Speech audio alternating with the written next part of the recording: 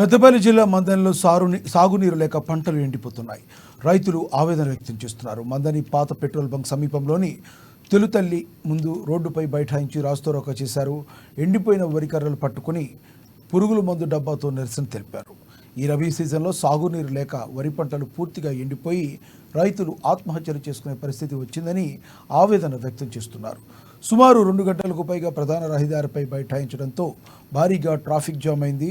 దీంతో స్థానిక ఇరిగేషన్ అధికారులు, ఆర్డీఓ వచ్చి రైతులను సంధానించే ప్రయత్నం చేసినా నిరసన కొనసాగించడంతో పోలీసులకు రైతులకు మధ్య తోపులాట, వాగ్వాదం జరిగింది. అక్కడికి చేరుకున్న గోదావరికని ఏసీపీ రైతులకు నచ్చజెప్పి రైతుల ఆందోళన విరమింపజేశారు.